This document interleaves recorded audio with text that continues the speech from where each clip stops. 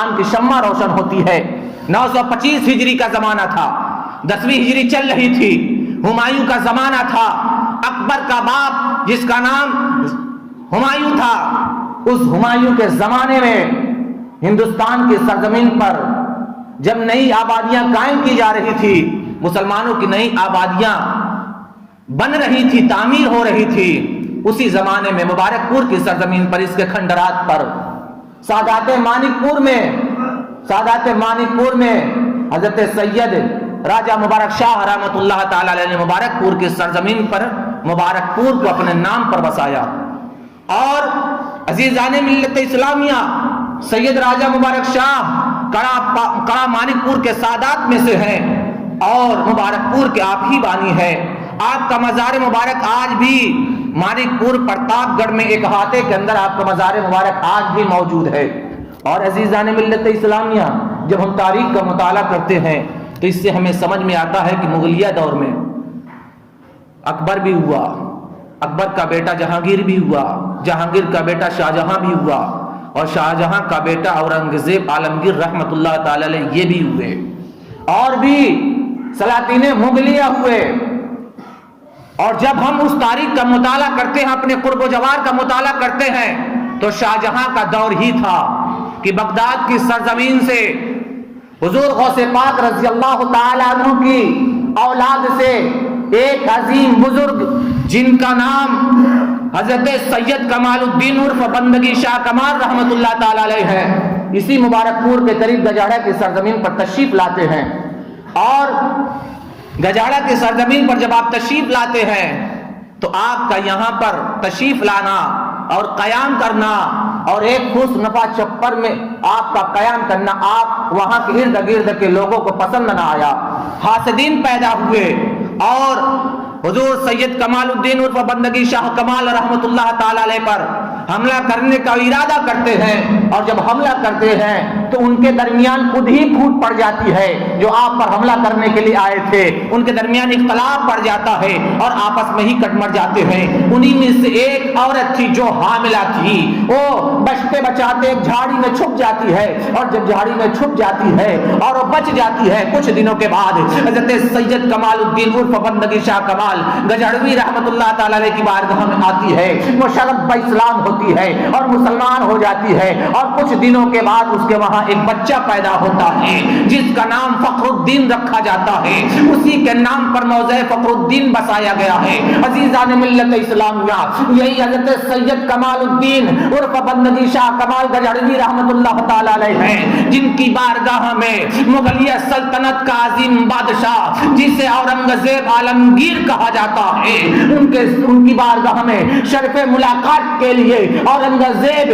آتے ہیں، اور آنے کے بعد حضور سید محمد نگی شاہ کمال رحمت اللہ تعالی علیہ سے ملاقات کرتے ہیں، اور حضور سید بندگی شاہ کمال رحمت اللہ تعالی علیہ کا مزار مبارک ہے شاہی جامع مسجد گجڑا کے متصل جو قبرستان ہے، اسی قبرستان میں ایک چہار دیواری کے اندر موجود ہے، اور انہی کے صاحبزادے کا نام حضرت سید صالح رحمت اللہ تعالی علیہ ہے۔ آپ علم و معرفت میں زبردست عالم دین تھے، اپنے زمانے کے قاضی القضات تھے، اورنگزیب عالمگیر رحمت اللہ تعالی علیہ نے حضرت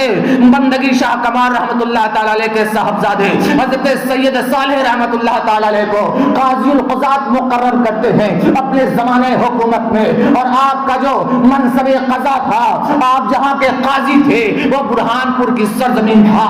اور حضور سید کمال الدین شاہ رحمت اللہ تعالی علیہ کی بارگاہ میں جب اورنگزیب عالمگیر رحمت اللہ تعالی علیہ نے حاضری دی تو اس کے دل میں اشتیاق پیدا ہوا کہ یہاں پر ایک مسجد تعمیر ہونی چاہیے، اور مسجد کی بنا کے لیے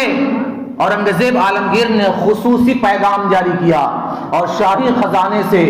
آپ کے بیٹوں کے ہاتھ یعنی حضرت سید صالح رحمت اللہ تعالی علیہ کے ہاتھ گجڑا کی سرزمین کی شاہی مسجد کی بنیاد رکھی جاتی ہے اور شاہی مسجد کی تعمیر کی جاتی ہے۔ اسی خانوادے کے سادات آج گجڑا کی سرزمین پر موجود ہیں۔ اور عزیزان ملت اسلامیہ، اس کے بعد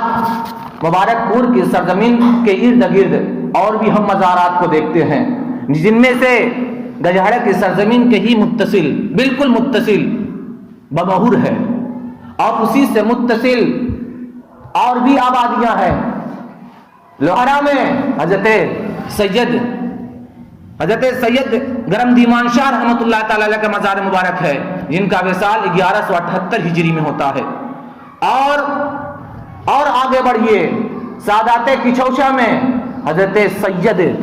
حضور اشرفی میاں رحمۃ اللہ تعالی علیہ، یہ سادات کچھوشا میں سے ہیں. اور حضور حافظ ملت علیہ الرحمۃ رضوان آمد سے پہلے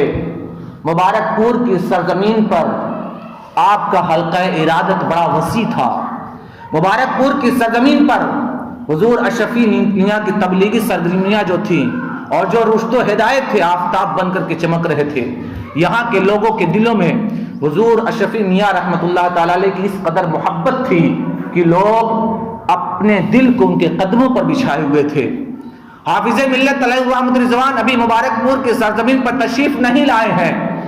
اور مبارک پور کی سرزمین کا جب ہم دینی ماحول دیکھتے ہیں، اس کا مذہبی ماحول دیکھتے ہیں، تو ہمیں یہ سمجھ میں آتا ہے کہ سید سالار مسعود غازی رحمت اللہ تعالی علیہ سے لے کر کے ہمارے موجودہ زمانے تک ہمیشہ مبارک پور کی سرزمین اور اس کے اطراف و جوانب سادات کرام کی نگاہوں کا مرکز اور ان کی توجہوں کا مرکز رہا ہو. خاص سید سالار مسعود غازی رحمت اللہ تعالی علیہ ہو، خاص سادات مانک پور رہے ہو، خاص سادات کچھوچا شریف رہے ہو، خاص سادات نصریا بوڑھن پور کی سرزمین کے رہے ہو. ان تمام لوگوں نے اپنی رشد و ہدایت اور اپنی تبلیغ کا مرکز اور توجہ اس مبارک پور کی سرزمین کو بنائے رکھا، اور مبارک پور کی سرزمین پر اسلام کی شمع روشن ہوتی رہی، اور یہاں کے لوگ اللہ والوں سے اپنا رشتہ مضبوط کیے ہوئے رہے. اللہ اکبر مسلمانوں، میں بتانا یہ چاہتا ہوں کہ یہ مبارک پور ہے جو ہمیشہ مبارک رہا ہے. یہاں پر حوادثات بہت ہوئے ہیں، یہاں پر واقعات بہت ہوئے ہیں، یہاں پر جنگ و جدال بہت ہوئے ہیں، یہاں پر خونریزیاں بے شمار ہوئی ہے،